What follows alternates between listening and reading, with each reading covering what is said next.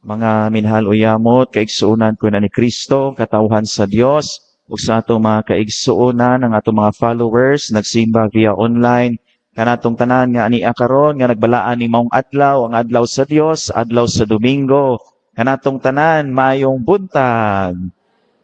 Ug ato na pong dahig og pasalamatan ang Ginoo nga gihatagan na pud tag laing kahigayunan sa pagdaig og pagsimba kaniya ato siyang hatagan sa masipang pakpak. Latest nga balita nga nag-viral karon dito sa Amerika. Dili lang dito kundi sa tibuok kalibutan. Si Charlie Kirk, usa ka evangelical preacher nga samtang nagsangyaw siya dito sa Utah, gipusil patay. Kini siya inilang nga maayo kayo nga tao. Dili siya Katoliko, usa siya sa Kristiyanos, pero ang iyang asawa o ang mga sakop sa pamilya nila, Katoliko. Pero grabe kayo ang iyang debosyon o paghigugma sa mga Katoliko. Kay kini siya sige og sangyaw mahitungod sa kana bitong anti pro-life siya kanunay. Unya kanang gitawag og anti-abortion, maayo kayo nga tao. Pero kato lang September 10, samtang nag-preach siya dito sa Utah, gipusil siya nga namatay. Horrific kayo ang gitawag na kamatayon ni Charlie Kirk.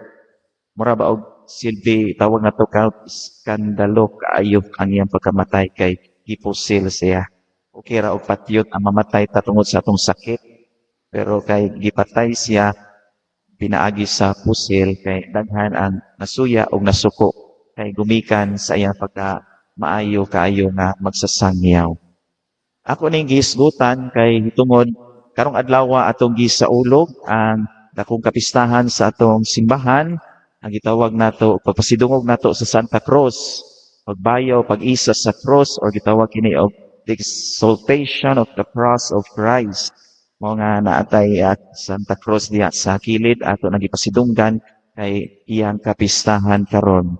Kay kaniadto ang simbolo sa cross iskandalos po kaayo.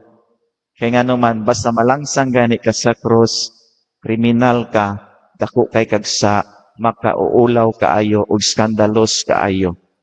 Mao na'y timaan sa cross kani adto. Pero sa dihang, ang Ginoo na'y nagpalangsang sa cross, simbolo kini sa kadaugan, simbolo sa kinabuhi, o simbolo sa gugma.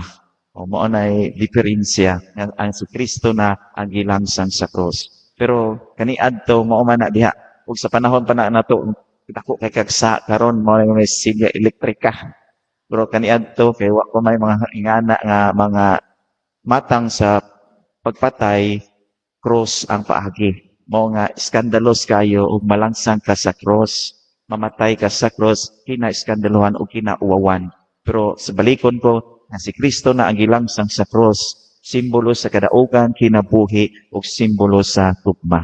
Unsa may kahulugan niini sa atong kinabuhi? Kaning gitawag nato og cross.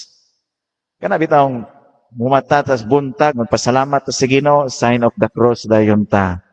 Before nato sugdan ang atong pag-ampo, sign of the cross ta. Bisan padung ta mangkaon, mangadji ta, manguros kita. Bisan padung ka maligo, manguros gyapon ta kay basig mo init ning tubig ini panguros nato kay bugnaw kaayo. Manguros gyud ta, padung ta mulakaw manguros, padung ta mo trabaho manguros, mulabay ta og simbahan manguros, ug maabot ninyong bana manguros ng mga asawa na anak ko ning panuway ay tabangi ko Ginoo. Manguros gyud ta, sign of the cross kay simbolo kini sa kadaugan, proteksyon ug gugma sa Dios ug manguros kita timaan kini nga dako kayo ang atong gugma o pagtahod sa atong Ginoo. Kay dinhi pinaagi sa cross naluwas kita. Mo na nga unsa may kahulugan yun ining simbolo sa sign of the cross. Pero ito batan-on gituon lako sa pater. Kay ba ka unsay meaning sa cross kana mag-sign of the cross ta diri sa agtang tiyan og duha ka bukton.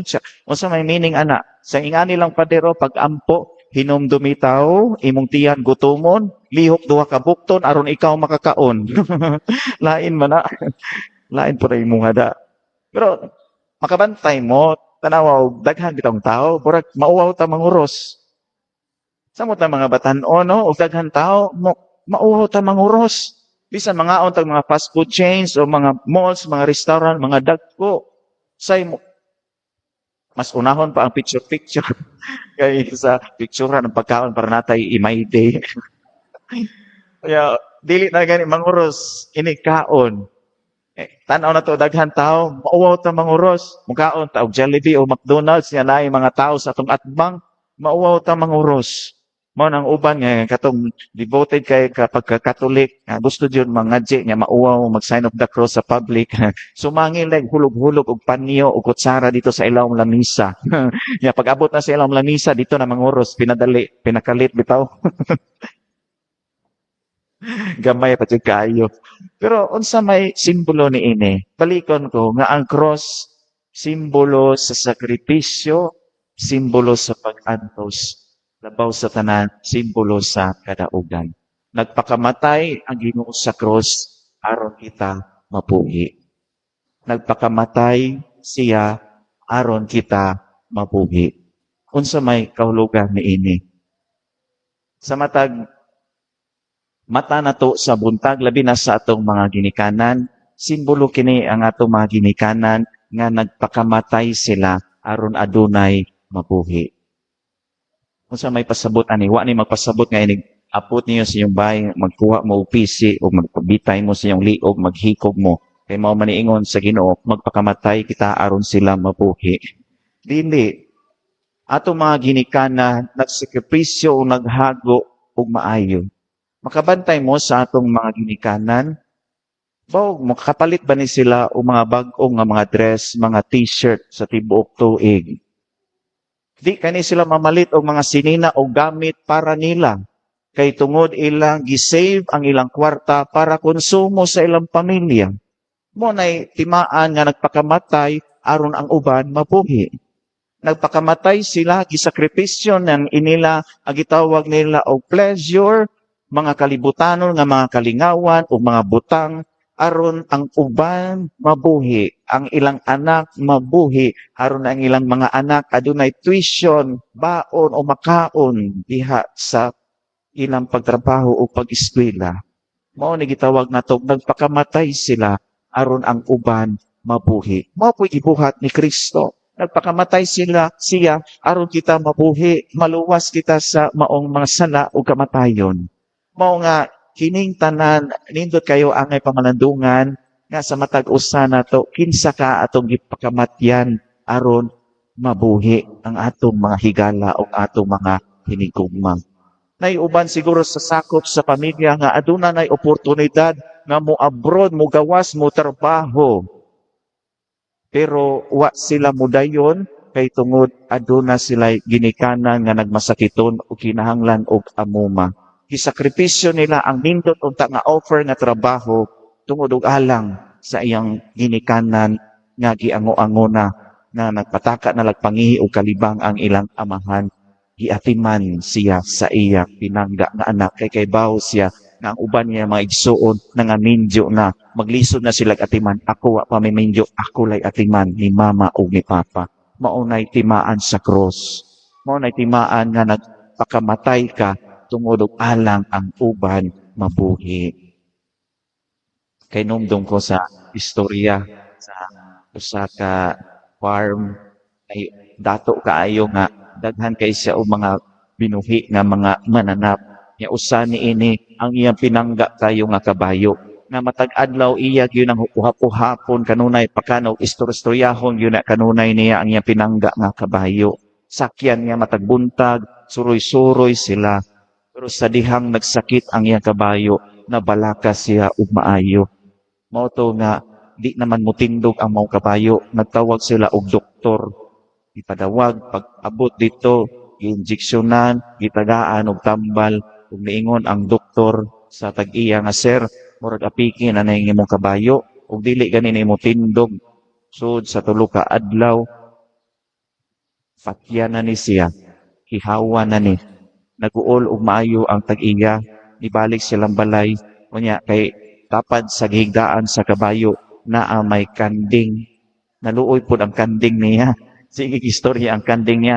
Hoy, PFF man to niya. Hoy kabayo, kanang bangon iya kay ingon na ba ang doktor ug di ka maayos sud sa tulo ka adlaw patio na kaniya ihawo na ka sus wa gyud bangon na kabayo the following day yung niya huy kabayo bangon na kay ikaduhang adlaw na ron so wa gyapon kay luya ang kabayo sa ikatulong adlaw karon ng adlaw di ka mo bangon sus ihawo na ka ug sa dihang lagsik balik ang kabayo ni barog og nagdagandagan nakit-an sa tag-iya perting lipaya sa tag-iya kay nabuhi og naglagsik maayo balik ang iyang kabayo tungod sa kalipay sa iyang amo ningon ang amo maglipay o magsadya ta kay naayo akong kabayo busa magsikay ta atong ihawon ang kanding luyan sa kanding oy mao na pagpakamatay aron ang uban mabuhi. Bitaw mga igsuon, no? Kung atong pamalandungag maayo, usahay subo pamalandungan ba? Nga naatay uban mga kaigsuonan nga dili kay makaako nga mo sud ug mo sakubang og mga sakripisyo ug kahago sa kinabuhi aron ang uban matabangan. Nay uban siguro nato no nagpakadato og maayo bisan mutan-aw ka sa mga balita karon no nagpakabuhi sila, wa sila magpakamatay para sa uban. Nagpakabuhi sila hinuon aron ang uban mamatay. Tanawa sa mga balita karon sa radyo, sa TV, social media, grabing billions ang mga gipangkurap. Naabot nag trillions ang uban. Nagpakabuhi sila aron mamatay ang uban. Namatay tungod sa kalisod. Nga ang budget unta sa mao ning flood control wa trabahoa daghan ang nangamatay tungod sa baha.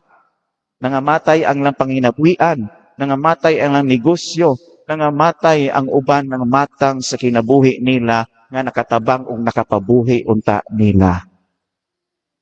Wa na sila muangkon sa maong cross ni Kristo. Nagpakabuhi sila aron mamatay ang uban nga unta magpakamatay kita sama ni Kristo aron mabuhi ang uban. Nay uban siguro makahinumdum ta sa ato mga ginikanan.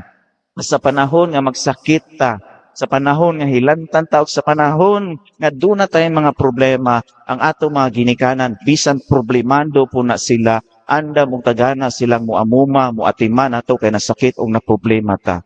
Pero sa panahon nga ang atong mga ginikanan may magsakit, hilantan o maproblema, usahay, labyan-labyan na lang nato. Dili kay ta makaluto og lugaw nila, dili kay ta makahukad og pagkaon nila, dili gay ta makahatag og tambal nila, dili gani ta makamasahi, makahilot aron sila mahupay ang ilang kasakit. Nagpakabuhi ngayon kita aron sila mamatay. Nga sa bata pa ta, sila'y nagpakamatay aron kita mabuhi. Umindot kayo ang mga mensahe sa maong kasaulugan nato sa Santa Cruz nga diin tinahanglan nga isip mga Katoliko na higugma ta sa cross magpakamatay kita aron ang uban mabuhi. Mahimo magpakamatay kita ang aron uban malipay. Magpakamatay kita aron ang uban madasig. Magpakamatay kita aron ang uban malig-on. Ug labaw sa tanan magpakamatay kita aron mabuhi ang uban labi na ang atong mga hinigugma. Kabantay ni nice nindot jud kay pamalandungan kung kita makahatag og kalipay sa atong isig ka tawo. Pero karon usahay kay di naman ganahan ang gitawag nato og culture karon o gitawag nato og mga bag-ong mga tubo karon, di na sila ganahan nga mupas-an og cross nga simbolo sa pag-antos og sakripisyo kay naanad na og hayahay nga kinabuhi. Duol lang kayo ang eskwelahan, makita arang atop sa ilang eskwelahan, ihatod pagyud og air condition na sakyanan. Pwede raman ta mabaktas. 100 meters na. Duol lang kayo. Ianad og hayahay nga kinabuhi. Kay di na sila gusto paantuson. Pero kamo sa una, mga nanay og tatay, diri pila ka kilometro ang inyong baktason, padong sa eskwelahan. Magtiniil pagani mo kay lapo kaayo. Unya nindot man puto sa una kay magbaktas-baktas mo, daghan mo mong hapitan nga mga pagkaon. Karon gani ang mga bata karon, nag-eskwela magyud mi sa itong itsinyo kay nagmasteral mi, kinasosyalan ang mga bata. Mag-recess gani ato dili gawas sa eskwelahan kay ato to Seattle, ato sa ICM, na malit og mga coffee nga mga mahalon kay mga coffee bitaw worth 250 o 300 nga napay mga cake ako sosyal lang man mga batan-on ron oy mato sa mga Boss Coffee, mga Starbucks bitaw kanang gamay ra guna nga kuan tag 300 mahal na day no. Isuway bitaw mi. Mahal na man ni may pagpalit na lang tag og steak nga tag 5 ra nya mga ra kay initubig atong kantin wa may problema makakape naman ka pero kay tungod kay kung aron na ay ika-post sa Instagram o sa Facebook na ikamay day mo palit og Starbucks worth 300 pesos nya gamay ra kaayo unya inig kahurot na bitaw sa maong kape dili pagit ilapay diretso ang baso wa na gutoy sod isuroy-suroy pag yun nga ipakita itong logo sa Starbucks nga isuroy ito sa kasakay ka escalator ha nandikan ko Starbucks ha hayahay pero kamo mga nanay ug tatay diri sa una di man mo mag Starbucks wa may Starbucks sa una ug mag-recess mo sa una manggawas naman ta dito sa kasagbutan kay na ito ay mga lagi ka karelate lagi mo nay bayabas nay kakao nay kapayas napay mga kanang bungas utot-utot makaon man tamis-tamis o kada bitong kanunon sa mga kwaknet say taw nga mansanitas nga gagmay malinga mao naman yung recess sa una mga awat ra man ta sa una masing dili ato kawaton ra pero malipay na ta kay mao man nay gitawag na to og pag-antos nagpakamatay kita arong ang uban mo buhi nahinom to sa una kana bitong bubble gum sa una ng bazooka nindot na itong babulgam sa una labi ng bazooka kay tugay mamawa ang tamis. Kasi pagsigi kag usap diya tibuk adlaw, masig usak si manay usapon tamis magihapon. Mo na sa una umupalit kag bazooka kay hinumdom mo buntag bazooka niya, eskwela ka, kasi kag umom tamis gihapon. Nya niguli niyo hapon sa balay tamis-tamis pa man nya padung man ka manihapon. So unsay buhaton nimo kuha nimo yung bazooka ipapilit dito sa bongbong. O kaya sa ilaw haligi o ilang katre. Nya pagkaugma kwaon na po nimo kay imong kanon mo man nagtaon na malipay naman ta kay mo man ay gitawag og mga pag-antos ba mga sakripisyo nga nagpuyo kita sa yano nga kinabuhi nagabot sa eskwelahan magpaburot-burot dayon sa maong basuka pahambugay dayon mo nga kinsay ka nadak-ang burot inigburot nagdako inigbuto maigo dinhi sa aping dinhi sa liog nya imong tamong luguro na pod maapit to tagitip og mga hugaw kanaw na pog balik pero yano nga kinabuhi og simple pero maigsoon ang punto na dinhi nga diin kita muander gyud og mupas-an sa atong tagsa-tagsa nga krus kitang tanan dili hayahay kanunay ang atong kinabuhi naagyo tay krus sa atong kinabuhi ug atong timan-an nga pinaagi niining maong krus sama ni Kristo nga nagpakamatay siya sa krus aron kita mabuhi sa samang paagi kita giawhag usab sa Ginoo nga magpakamatay kita aron ang atong mga hinigugma mabuhi makasinati og lig-on kadipay ug gugma sa ilang mabuhi. Amen.